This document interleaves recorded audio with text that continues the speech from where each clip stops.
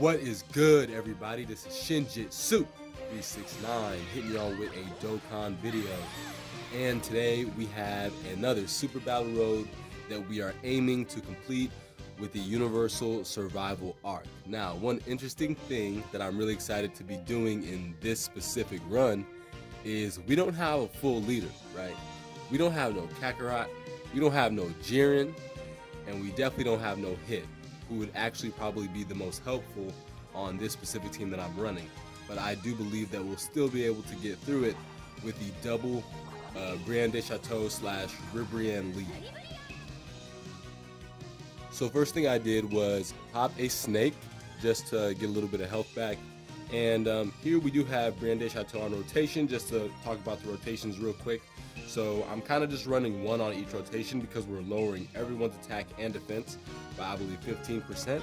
And then have Kale and Cleveland on the other rotation. So let's go ahead and see who we're going to seal and start with this turn. Now, as I'm going through and clearing out all of these Super Battle Roads, one thing that has kind of made me go, oh great, I ended up getting super attacked in the beginning when Hit was the one I was sealing. God damn it. But going through all of these Super Battle Roads kind of makes me think of Extreme Super Battle Road, because that's going to be the next thing I knock out after the last. Only thing I have to knock out after this is Super Saiyan 3, normal Super Battle Road. But I did talk about this before. If you haven't seen my hot take talking about Extreme Super Battle Road, then feel free to check that out, because this is kind of where I talk about this a little bit, if you haven't already seen it. But essentially, I kind of think that Extreme Super Battle Road is kind of lazy the way that they built it, and I've had some ideas on kind of a better way to do it.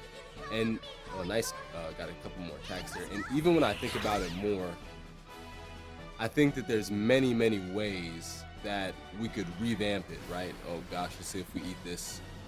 Yep, we're gonna eat this attack. Only took 80k though, so not too bad. Could be a lot worse. We are looking good. Now, the first thing that I think is very important whenever revamping any type of event is to change the scenery, right? So if you revamp an event, however, it looks the exact same and feels the exact same, but you just give out more rewards, that's what I mean when I say I feel that something is lazy. Okay, so now we're still not doing great on health. We're probably going to end up getting a Dokkan attack in this fight. So I want to be safe here. I'm just going to pop an Icarus and see if we can't last with that. But as I was saying, you've got to be able to change the scenery. This time, let's go ahead and seal up the most dangerous, which is Kabe. So the first thing I would do is make all of the enemies brand new. So on every single stage, you would not see any familiar unit. Instead of the, Vegeta, Nappa, and Raditz team in the beginning of, all of the typing Super Battle Roads, instead I would put some other team, right? Or maybe I lead with a different category. Maybe the first fight is like a Dragon Ball category, and you see that like the units are Int Youth Goku, maybe Tech Roshi, and then I don't know, not Demon King Piccolo, because it would be like a, going against a super type. But you understand what I'm saying. Maybe for the second fight, you go against all Super Saiyan 3s. Like, they could actually change it and make it a little bit different, instead of just trying to give you more rewards for essentially clearing out the same exact type of stages, but just at a higher difficulty. And the only thing that makes the difficulty harder is that the damage is turned up. It's not necessarily that you have to have more strategy or that you have to, it's still RNG, it's still the same type of shit. It's just that now the damage is turned up. And to me, I don't think that that really quantifies a brand new event or like a revamp. I think that that is kind of lazy. The very next thing I would do is, instead of simply turning up the damage, I would actually make all of the units do something different. So instead of just doing way more damage on the first turn or on your first round, I would have like one unit be able to seal you, one unit be able to stun you, and mix that in with all of the difficulty Super Battle Road already had. The reason why I would do this is because now you actually have to think and strategize and use all of your units in a way that's going to get you the dub without just having units that are stronger, right? Like, Another example of this is if you have Ant Cell and you go against his typing Super Battle Road in normal Super Battle Road, you're gonna probably cheese the whole thing. But simply because the damage is higher in Extreme Super Battle Road, if you just have more dupes of Cell, he'll be just as good from 55% with more dupes. So it's basically just like if you have more investment in units, that it's gonna pay off for you more in Extreme Super Battle Road, which I understand. They're probably trying to reward longtime players. All right, we're gonna pop one more Icky, and then that should leave us safe and sound to get out of here. We're just gonna have young Kale try to get rid of Boda Magetta in the back. Nice dodge. All right, let's go ahead and get this Dokkan. But I really do think that trying to, motivate players to be smarter and more skillful in the way that they use their teams is a more fun way to revamp something than just turning up the damage, I also do think that with these new banners on Global and JP, it doesn't matter which version of the game you play. If you happen to be watching this and you play Global, I would also suggest that you skip because I do think that our banners right now are good, but it depends on which level you're at, right? That's what I feel like a lot of people don't talk about. People are always like, oh, you should summon, you shouldn't summon. But it really depends on the level you're at.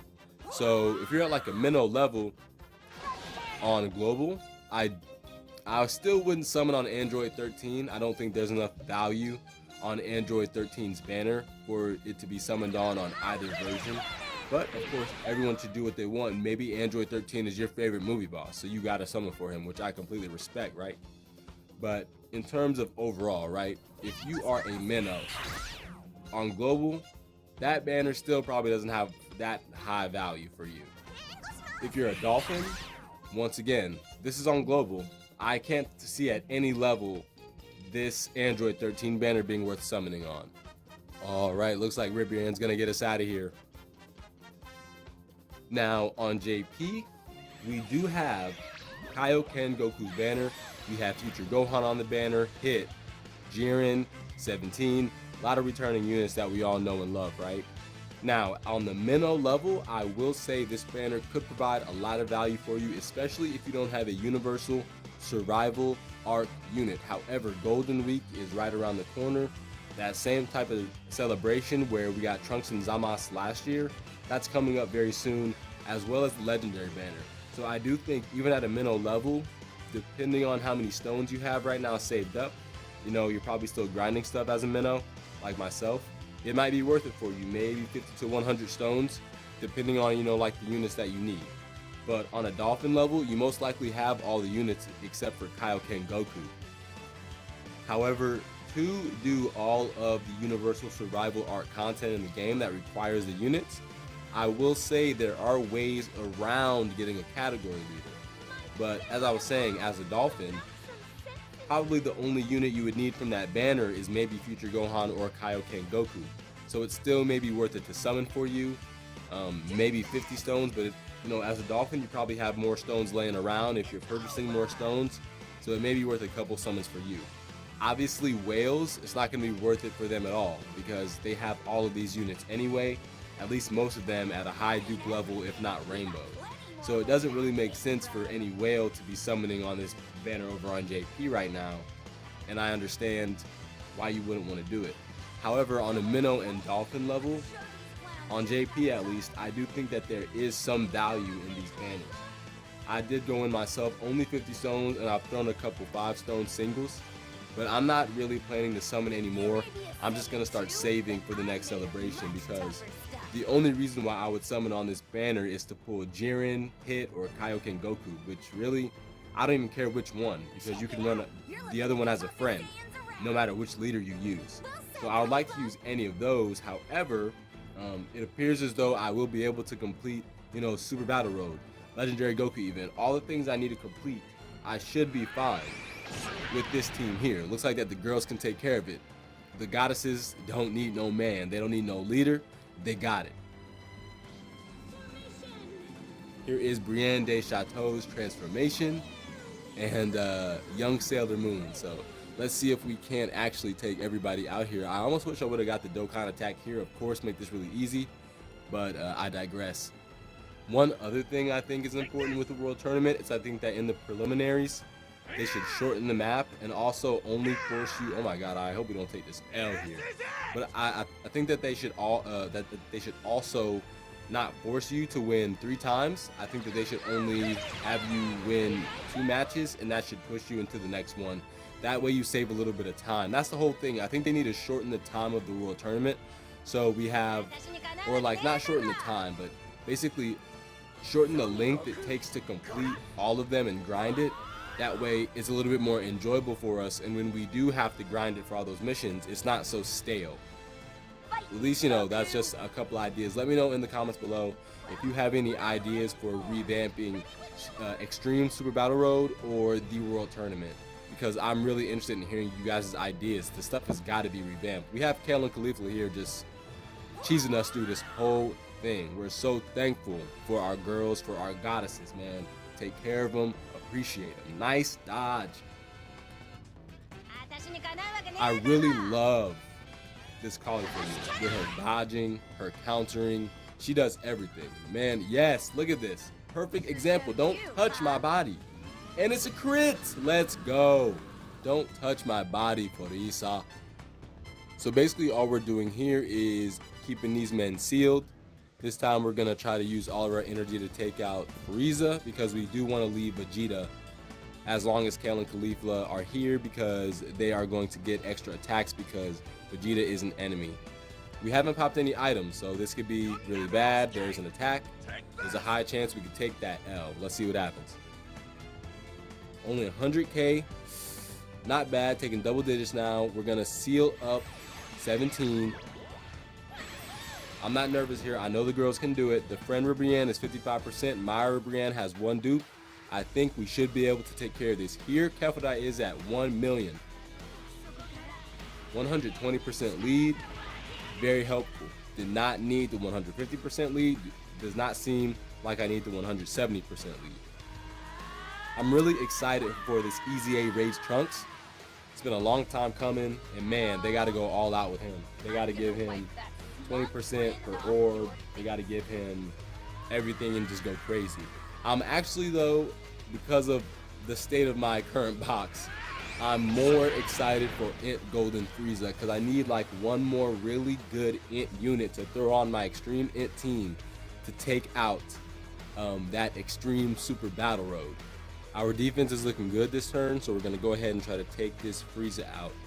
But I am hoping that Int Golden Frieza reduces damage or something, man. I just need one more really good Int unit to tank some hits for me, and kind of tank some hits on those off turns where I don't want to use an item, and maybe get me right in that 30% range where Cell can transform, because that's really what helps Extreme Super Battle Road for the Extreme Int units.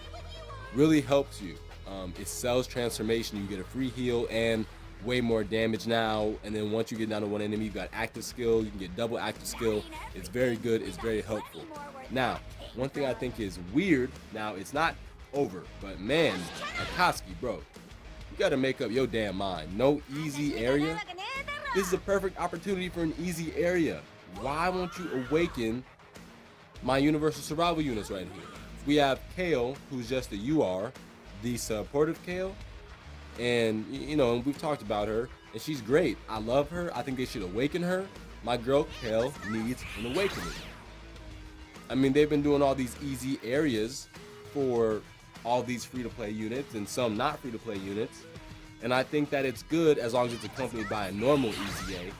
So now that we have our normal Easy A confirmed, I really am wondering, like, where's the easy area? Yo, we're tanking, we're looking good. I think we're gonna be able to do this.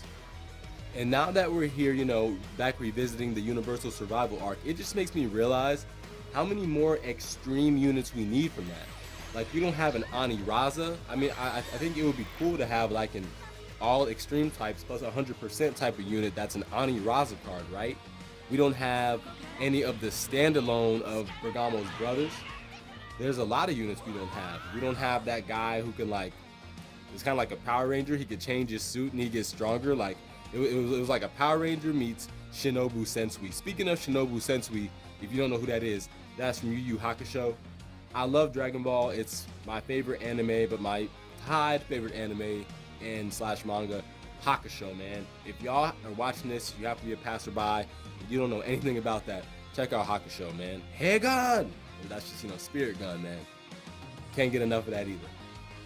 This turn, I'm gonna keep Ribrianne in the middle because I need Kale and Caulifla with their amazing defense at 300k to tank these hits from Vegeta. I don't think that they'll take him out though, and I do kind of want to seal him up, but I don't know. Maybe I'll go ahead and leave her in the middle because I'm not afraid of Golden Frieza. Maybe we can take out this Golden Frieza, but I really want to seal up this Vegeta. Oh, Vegeta's already sealed. I'm sorry, I'm a nincompoop. We're good.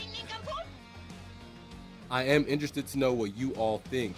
Do you think we will be receiving an easy area for some of our free-to-play units?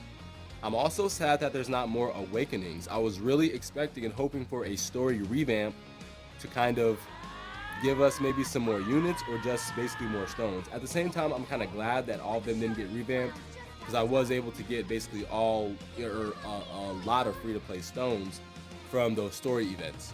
Kale and Caulifla are in the best possible situation now because Golden Frieza is terminated, and now they can go to work on this Vegeta. These girls have taken care of us. Yo, it has been well, I'm not gonna say it's been no problem. I believe we're completely out of items, but we have built up our defense enough, and having the attack and defense lowering on each rotation via passive via Ribrianne is very good. Having all of these units who can dodge and do multiple attacks are very, very good. I have built my Kale, as y'all know, with full dodge. I love for my units to dodge, don't touch my body. Man, this is dope. It does look like we will be able to finish up here. Also, I want to know you guys' ideas for more units. I'm really into, you know, I have been since I was a jit. I've always been into like making cards, making units, coming up with new ideas for that. It's probably kind of nerdy, right? But that's just who I am.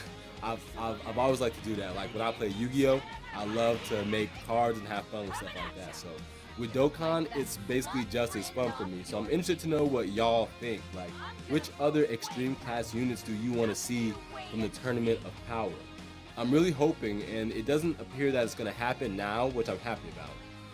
And I'm just hoping that we don't get that full power Jiren. But man, look at this. Kale, can you bring us home, Kale? Let's go, girl. And that is it.